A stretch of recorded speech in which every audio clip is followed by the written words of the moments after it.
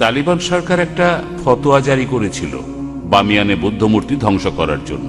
বলা হয়েছিল সেটা ইসলামের বিরুদ্ধে। আমি জানতে চাই এটা আসলে ইসলামের বিরুদ্ধে কি না।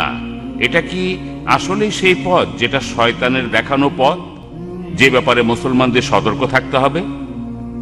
ভাই, আপনি যে প্রশ্নটা করেছেন একই প্রশ্ন আমাকে করা হয়েছিল আমি যখন সুরাটে বক্তৃতা দিচ্ছিলাম।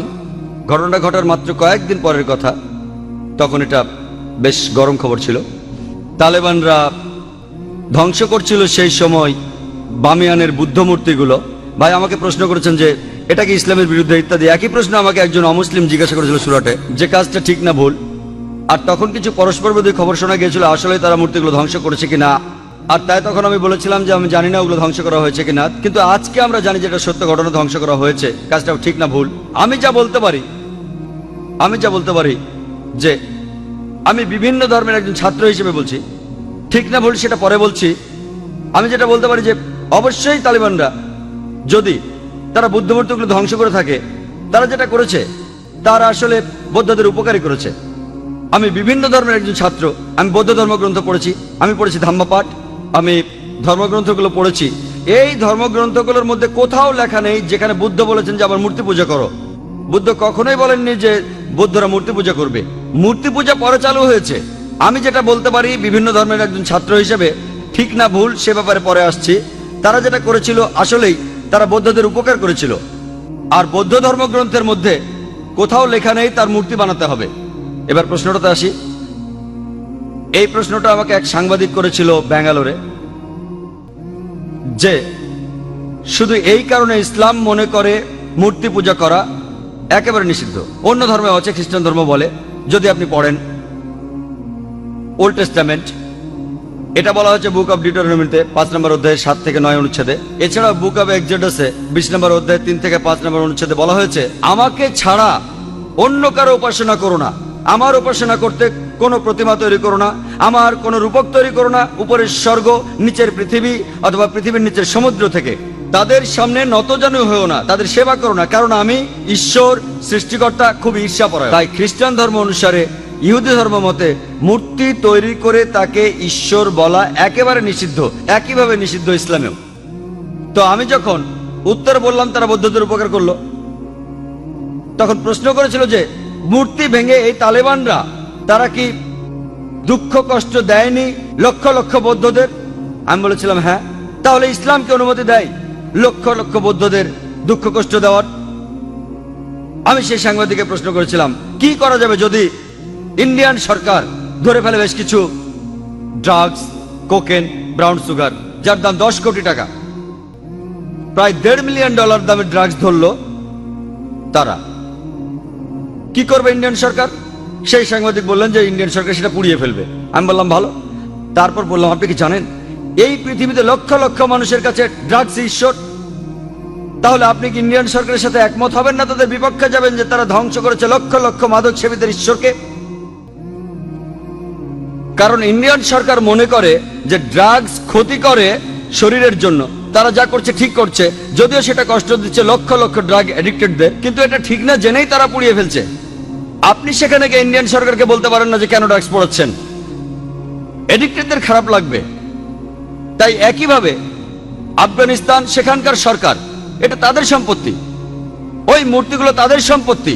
যদি তারা এই কাজ করতো অন্য কোনো দেশে তাহলে আপত্তি জানাতে পারতেন। তারা তাদের দেশে এটা করেছে, এটা তাদের সম্পত্তি, তাদের পছন্দ হলে তারা রাখবে, ইচ্ছে হলে ধ্বংস করে ফেলবে। আমরা আপত্তি জানানোর কে? আমরা কে? আর এছাড়াও যদি আপনি দেখেন যে লোকজন নিজেদের মধ্যে বলাবলি করছে যে ইন্ডিয়ান সরকার খুবই সহনশীল। আপনি কি জানেন যে বোম্বেতে যখন আপনি ডোমেস্টিক এয়ারপোর্টে আসবেন, সান্টা ক্রুজ এয়ারপোর্টে, যেখানে একটা বড় মূর্তি ছিল মহাবীরের, হোটেল জালের ঠিক সামনেই মূর্তিটা ছিল নগ্ন। তারপর লোকজন আপত্তি জানালো, তখন মূর্তিটার সামনে একটা দেয়াল তুলে দেয়া হলো। তারপর কয়েক মাস পরে তারা সরিয়ে ফেললো মূর্তিটা। এই একই লোকগুলি যারা আপত্তি জানালো মূর্তির ব্যাপারে, সেই লোকগুলো নিন্দা জানাচ্ছে আফগানিস্তানকে। কেন? একই লোকগুলো আপত্তি জানালো রাস্তার উপর একটা মূর্তির ব্যাপারে। দেখলেন? আপনি কি জানেন ইন্ডিয়াতে জৈন ধর্মের অনুসারীর সংখ্যা আফগানিস্তানে বৌদ্ধদের চেয়ে বেশি? তাই যখন বোম্বের সরকার সেই মূর্তিটাকে সরিয়ে ফেললো, যাকে মনে করা হয় ঈশ্বর, যাকে মনে করেন তীর্থঙ্কর জৈনরা, আর জৈন ধর্মের অনুসারীর সংখ্যা ইন্ডিয়াতে যারা আছে আফগানিস্তানের বৌদ্ধদের চেয়ে বেশি, সেই সময় কি আপত্তি তোলেনি? আর যখন আফগানিস্তান সরকার এটা করছে তখন আপনি আপত্তি জানাচ্ছেন কেন? এই দুই মুখ নীতি। কারণটা হচ্ছে ওয়ার্ল্ড ব্যাংক। জৈনরা কি দুঃখ পায়নি যখন জৈনরা একটা মূর্তি রাখলো মহাবীরের, যাকে তারা মনে করে তীর্থঙ্কর? আপনি কেন আপত্তি জানাবেন? ঠিক তখনই সবাই বলে উঠলো যে সরাতে হবে মূর্তিটা, সরাতে হবে মূর্তিটা। আর সেই লোকগুলো আপত্তি আর নিন্দা জানাচ্ছে কেন তোমরা ধ্বংস করলে বামিয়ানদের বুদ্ধ মূর্তিগুলো? দুমুখ নীতি। আর তাই আমাদের মানুষ হিসাবে নেওয়া উচিত একমুখ নীতি। এক একবার এক এক রূপ ধারণ করা, এই নিয়ম ভালো না। আমি যেটা মনে করি এটা তাদের সম্পত্তি। ধরেন একজন অমুসলিম একটা বাড়ি কিনলো, সেই ঘরের মধ্যে খোদাই করা আছে কাবা শরীফ। ধরেন কাবা শরীফ, যদি সেই অমুসলিম কাবা শরীফ পছন্দ না করে সেটা ঢেকে ফেলে, কে আপত্তি জানাবে?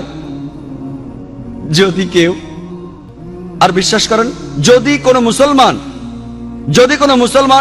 যদি সে তৈরি করে কোন মূর্তি মোহাম্মদ সাল্লাল্লাহু আলাইহি ওয়াসাল্লামের, আপনি যদি সেই মূর্তি ধ্বংস করেন, সারা বিশ্বের মুসলমান যদি আপনার বিপক্ষে থাকে, আমি ডাক্তার জাকির নায়েক আপনার পক্ষে থাকবো। কারণ মোহাম্মদ সাল্লাল্লাহু আলাইহি ওয়াসাল্লামের মূর্তি তৈরি করা সম্পূর্ণ নিষেধ।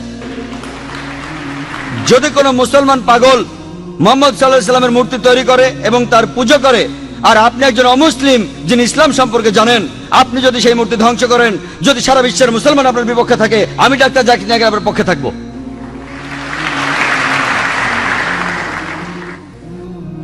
মিস্টার জাকির নায়েক, ইসলাম ধর্ম কি বলে অন্য ধর্ম বা ধর্মীয় দেবতাদের অপমান বা ছোট করার ব্যাপারে?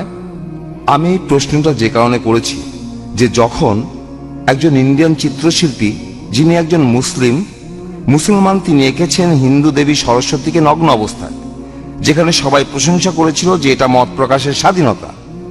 আর প্রত্যেক ইন্ডিয়ান এবং সমর্থকই, যখন সালমান রুশদি একটা বই লিখেছিল ইসলাম সম্পর্কে, যখন বইটা রাজীব গান্ধী নিষিদ্ধ করলেন, প্রায় প্রত্যেক ইন্ডিয়ানই সেটা সমর্থন করেছিল। কিন্তু যখন হুসেন আঁকলেন একজন হিন্দু দেবীকে নগ্নভাবে, ইন্ডিয়ার রাজনৈতিক দলগুলো, বিশেষ করে কমিউনিস্ট দলগুলো, তারা বলেছিল যে এটা মত প্রকাশের স্বাধীনতা, তিনি যা খুশি আঁকতে পারেন। এখন ইসলাম এ সম্পর্কে কি বলে? অন্য ধর্মের দেবতাদের অপমান করা সম্পর্কে? ভাই, আপনি যে মুসলমান শিল্পীর কথা বলেছেন, তিনি এফএম হোসেন, নাম বলেননি, হয়তো জানেন না বা জেনেও বলতে চাননি। এফএম হোসেন বোম্বেতে থাকেন, আমিও শহর থেকে এসেছি। তিনি কিছু ছবি এঁকেছেন সরস্বতী দেবীর নগ্নভাবে, আর অনেক সাংবাদিকই তাকে সমর্থন করেছেন যে এটা মত প্রকাশের স্বাধীনতা। আপনি আমার মতামত জানতে চান? প্রথম কথা, কোনো মহিলা দেবী হোক বা না হোক, তার নগ্ন ছবি আঁকা ইসলামের সম্পূর্ণ হারাম, হোক সে মুসলিম বা অমুসলিম। এটা একবারে অনৈতিক, অমানবিক। কেন আপনি আপনার মেয়েকে বিক্রি করবেন? কেন আপনি পিছিয়ে যাবেন? দেখেন পশ্চিমা কালচারে কি হচ্ছে। তারা বিক্রি করছে আমাদের বোনদের, বিক্রি করছে মায়েদের। একটা বিখ্যাত অ্যাডের নাম শুনেছিলাম, বিএমডাব্লিউ গাড়ির নাম শুনেছেন? এটা অনেকটা মার্সিডিজের মতো, ধনী লোকদের জন্য মার্সিডিজ খুব দামি একটা গাড়ি। সেই বিজ্ঞাপনে আমি দুঃখের সাথে বলছি, আমি শুনেছিলাম যে এক মহিলা বিকিনি পরে দাঁড়িয়ে আছে, গাড়ির সামনে উপরে লেখা আছে তাকে পরীক্ষামূলকভাবে চালানো শুরু করো এখনই। কাকে? গাড়ি না মেয়েটাকে? গাড়ির সামনে ওই মেয়েটার কি প্রয়োজন ছিল? তাহলে এই সবকিছুই মত প্রকাশের স্বাধীনতার নামে মেয়েদের অপমান করা। এফএম হোসেন যা করেছেন সেটা সম্পূর্ণ ভুল। মূল প্রশ্নতে আসি, আপনি কি সমালোচনা করতে পারেন অন্যান্য ধর্মের দেবতাদের? পবিত্র কোরআনে সূরা আনামের 108 নম্বর আয়াতে উল্লেখ আছে যে তাদের নিন্দা করো না, তাদের ছোট করো না, যারা অন্য কারো উপাসনা করে আল্লাহকে বাদ দিয়ে, বরং তারাই না জেনে নিন্দা করে আল্লাহ সুবহানাহু ওয়া তাআলার। কোরআন বলছে নিন্দা করো না ওই দেবতাদের যারা তাদের উপাসনা করে আল্লাহকে ছাড়া, বরং তারাই না জেনে নিন্দা করে আল্লাহ সুবহানাহু ওয়া তাআলার। তাই ইসলাম ধর্মে এটা নিষিদ্ধ। আরো নিন্দা করা কোন ধর্মের দেবতাকে, যদিও আপনি তাকে মানেন না, এটা নিষিদ্ধ। একই কথা কোরআনের সূরা আনামের 108 নম্বর আয়াতে বলা হয়েছে। আর এফএম হোসেন যা করেছেন, একটা নগ্ন ছবি এঁকেছেন, এটা ইসলামে সম্পূর্ণ নিষিদ্ধ। আশা করি উত্তরটা পেয়েছেন।